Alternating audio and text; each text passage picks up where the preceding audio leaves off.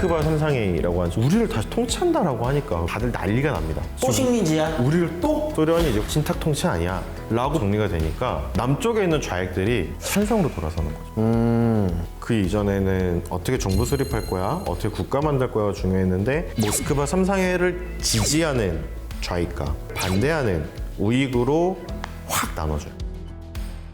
이번 시간은 제주 4.3 사건. 네. 물론 이건 용어도 사실 아직 정리된 건 아닌 것 같아요. 네네. 제주 4.3 뭐 학살, 항쟁, 제일 많이 쓰는 건 이제 사건이겠죠. 네네. 부제를 이렇게 잡아오셨습니다. 한반도 비극의 압축판. 어떤 의미에서 이런 제목을 정하셨습니까? 만약에 현대사에 관심이 있는데 네. 시간이 없다. 그러시면 저는 딱 제주 4.3만 디테일하게 봐도 그때 일어났던 여러 가지 비극적인 사건들이나 이제 흘러가는 정치 지형들까지 좀 확인하는데 아주 중요할 것 같고요. 해방 직후의 상황이든 뭐 이후의 전쟁의 상황이든 이후의 한국 사회의 모습이든 이런 것들 정말 압축적으로 보여주는 사건인 것 같아요.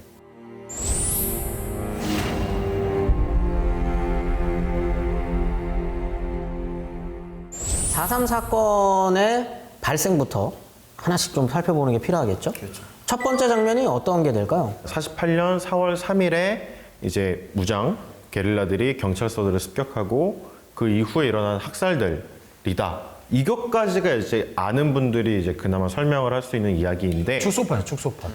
근데 4.3은 절대 48년에 시작하지 않았다는 거죠.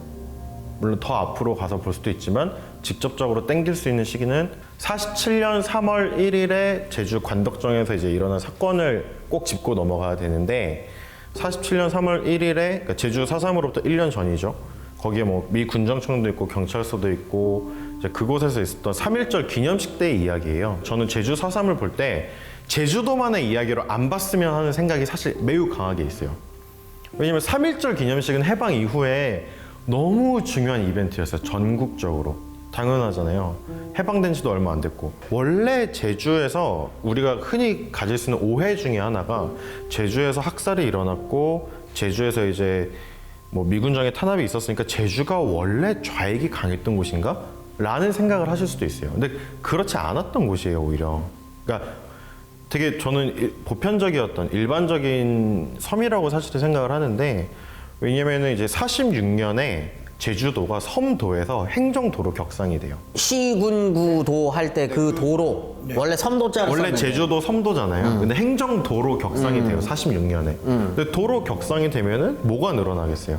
뭐 행정력이 증강이 돼야겠죠. 그렇죠.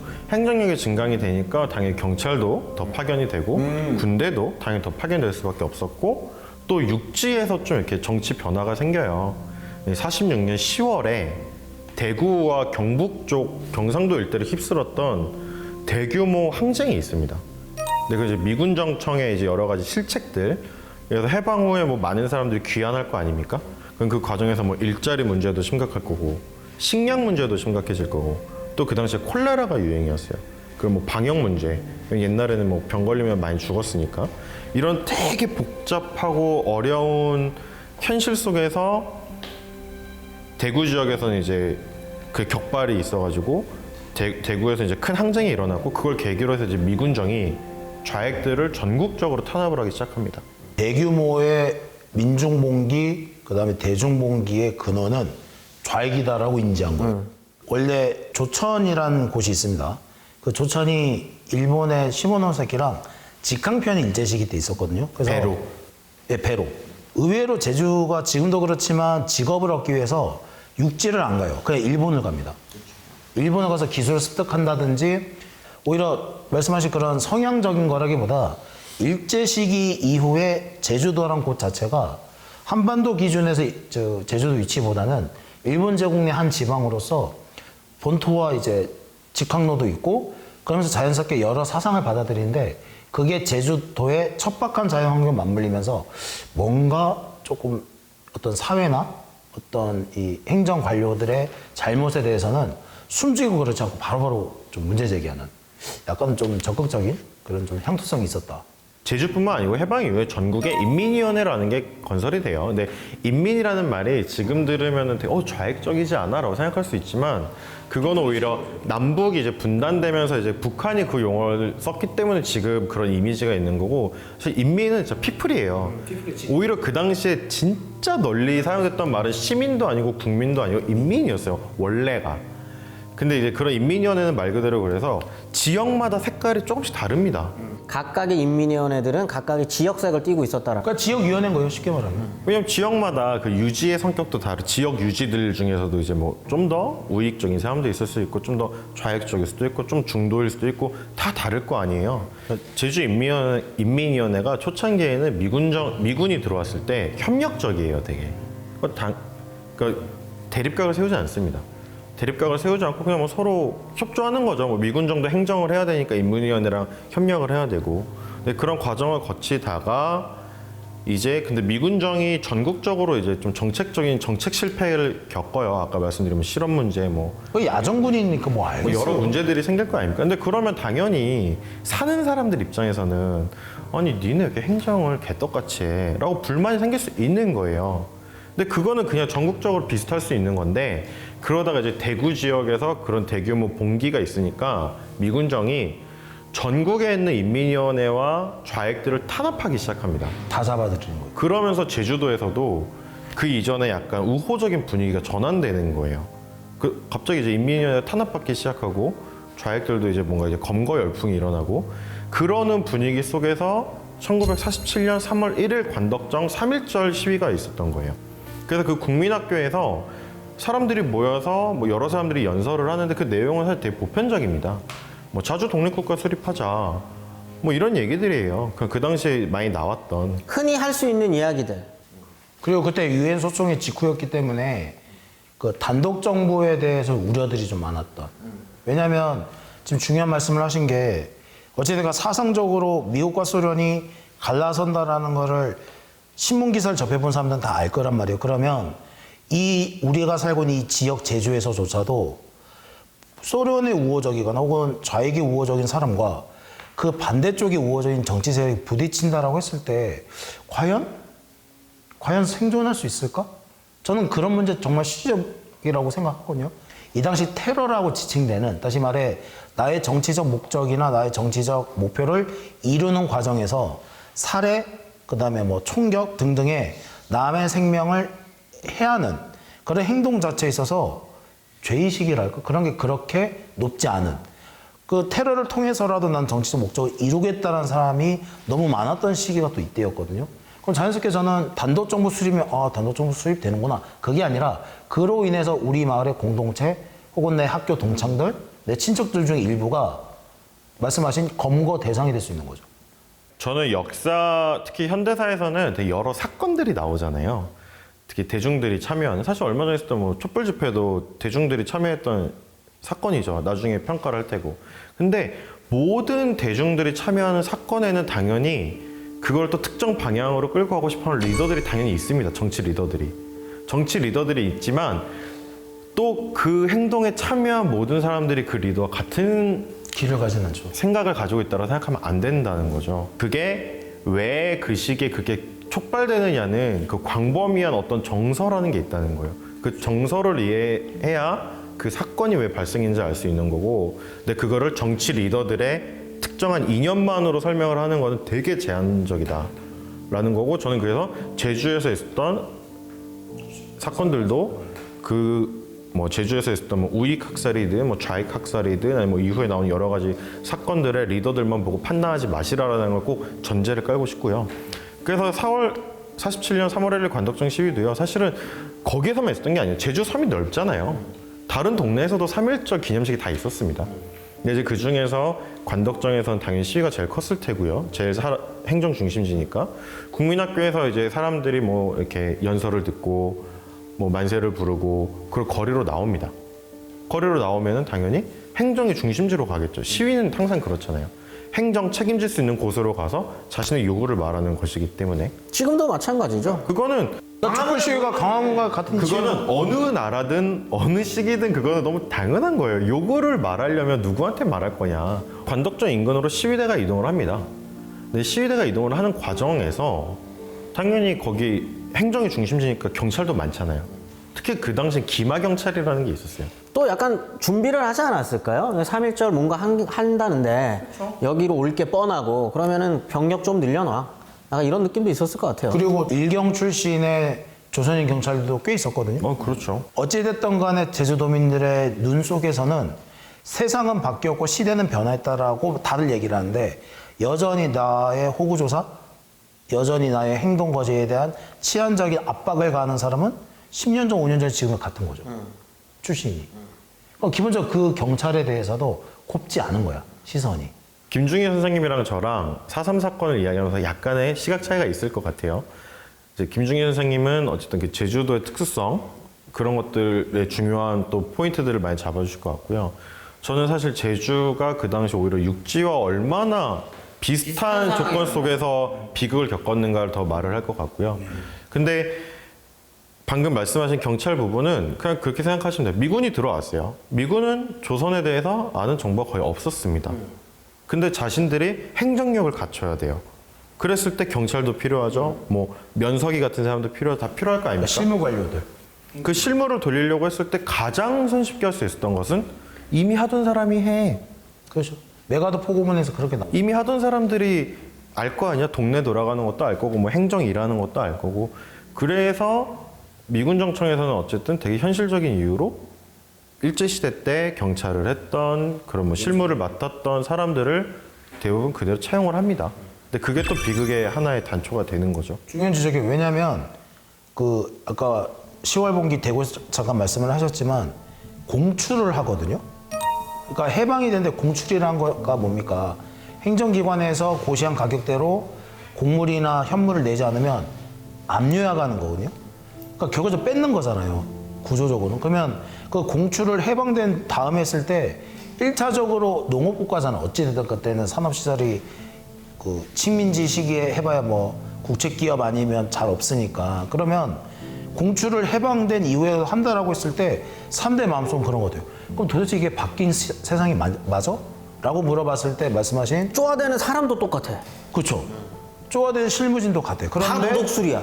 그런데 막상 갔는데 뭔가 우리가 그나마 얻었던 전과 오늘의 차이점은 말은 할 수 있대. 정치 활동에 대해서 옛날처럼 막 총이나 칼로 저항하진 않으니, 제지하진 않으니. 그래서 관독적으로 몰려가는 거죠, 도민들이. 총이나 칼을 안 들 줄 알았던 거죠. 그렇죠.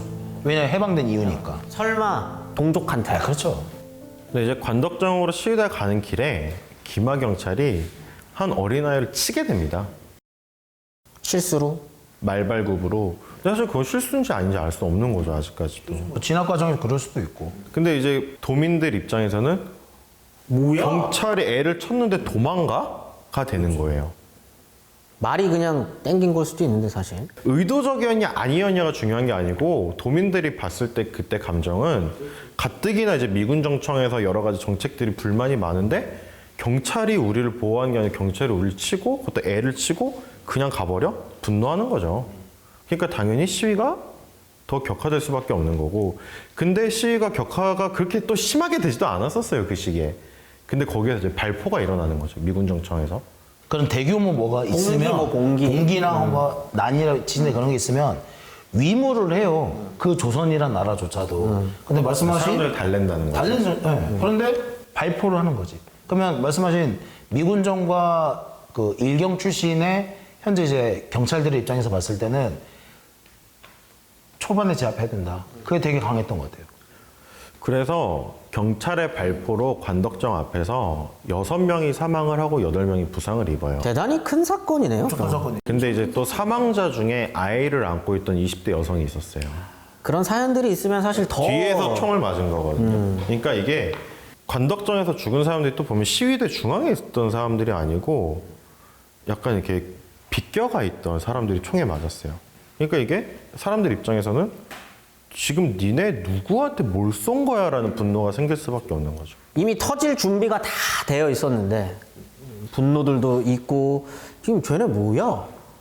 왜 똑같은 놈들이 또 하고 우리 것도 뺏어가고 이런 느낌으로 이제 쌓여가고 있어서 그거에 대한 나름대로의 시위, 합법적인 시위였겠죠. 시위 집회의 자유는 있었을 테니까. 합법적이다 비합법적이라는 게 좀 시청자분도 그러시지만 기본적으로 집회 결사의 자유는 헌법에 보장된 자유인데, 그러니까 우리나라 분들이 약간 그런 부분들이 있어요. 그러니까 질서라는 걸 강조하는 분들이 있다금 집회 결사의 자유를 일정 부분 제한할 수 있다는 물론 유보 조항이 있긴 합니다만, 기본적으로 집회 결사를 할 때 저는 약간 그렇게 접근하셨으면 좋겠어요. 기본적으로 폴리스 라인이라 할지 아까 김하경찰 말씀도 하셨지만 공권력을 집행하는 사람과 시에 참가하는 사람들이 같지 않아요.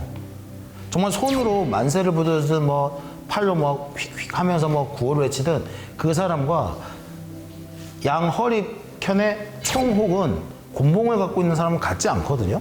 동등한 위치에서 마주보고 있는 게 아니라는 거죠. 전 그게 되게 중요하게 언급돼야 된다고 봐요. 그래서 집회 자체가 해산하고 안 하고는 말씀하신 그 집회 장소가 결국 행정 중심지라는 게 많은 걸 던져주는 건데, 그 행정 중심지에 책임 있는 사람이 지금 어떤 집회로 이런 이야기가 있는지 알고 있으니 일단 돌아가시고 이게 책임 있는 저희가 어떤 뭐 대책을 할지 이후에 얘기를 하겠다라고 하면 모를까? 행정관료나 행정기관은 숨어 있는 상태에서 공권력을 집행하는 경찰들만 발표를 했다는 것 자체가 말씀하신 도민들 입장에서는 이러한 요구 자체가 묵살된다라고 인지했다는 거죠. 전 그 그게 중요하다고 요구에 대한 협상이나 이런 것도 없었거든요. 그냥 시위를 하러 갔는데 그냥 총을 쏜 거예요. 그렇죠. 사람이 죽은 거예요. 그러니까 사람들은 당연히 분노할 수밖에 없었고, 그래서 이제 며칠 뒤인 3월 10일에 제주도 총파업이 일어납니다. 거기 항의하는, 그 죽음에 항의하는. 근데 제주도에서 분위기를 딱 알 수 있는 게 제주도 직장인의 95%가 참여를 해요. 그럼 뭐 다 한 거네. 그러니까 행정기관도 안 나간 거지. 4만여 명이 참여했다고 그러거든요. 제주도 인구가 30만인데. 물론 그때 실업률이 높아서 그런 것도 있지만 실제로 행정관료들까지 파업에 참여를 하는 거예요. 그럼 뭐 일단 뭐 행정부터 모든 것이 마비네요 지금. 근데 그 총파업은 그 제주도 사람들의 분노를 보여주는 동시에 미군정청이 여기서 또 한번 좀 오류를 저지르죠. 저는 그게 이후에 또 비극으로 확장된다고 생각하는데, 그때 이제 등장하는 미군정의 보고서에 붉은 섬, 레드 아일랜드라는 말이 나와요. 그러니까 제주도에서 일어난 그 일련의 사건들을 보면서 저기는 빨갱이 섬이다 라는 게 잡혀버린 거죠. 그럼 그 이후에는 사람들이 어떤 요구를 하든 어떤 행동을 하든 그렇게 보일 수밖에 없게 되는 게 있거든요. 그러니까 대화와 절충과 협상의 가능성을 차단하고 얘들은 좌익. 그러니까 사람들이 그렇게 47년의 분노에 찬 상태에서 항의도 했고 그 상황에서 이제 48년을 맞이하는 겁니다. 그 어떻게 보면 1년이 좀 넘는 시간인 거잖아요. 그 1년이 넘는 시간 동안 서로 간에는 대화나 협상 이런 게 없는 거네요. 각자 갈 길 가면서 48년 4월 3일을 지금 준비하는 거죠. 근데 제주 4.3은 어쨌든 남로당, 그러니까 좌익 세력이 일으킨 건 맞아요. 4월 3일에. 남조선 노동당. 남조선 노동당, 그러니까 줄여서 남로당. 남로당 이제 제주도에서 이제 일으킨 게 맞고요. 그런데 이게 4월 3일에 우발적으로 일어났냐? 그렇지 않습니다. 이미 그 이전에 미군정청은 사실 첩보를 입수를 해요. 47년 말 48년이 되면은 좌익들을 검거를 하기 시작하거든요. 미군정청에서. 그래서 남로당 비밀 회업하던 장소를 덮쳐요. 근데 거기서 문건이 발견된 거예요. 우리가 언제 어떻게 봉기를 하겠다. 그러니까 사람들을 더 잡아들여요. 근데 그 사람들이 어쨌든 한번 풀려나게 됩니다. 그 이유가 뭐냐면 48년 5월 10일에 총선거가 있잖아요. 또 UN 감시아 총선거였어요. 남한에서의 선거는.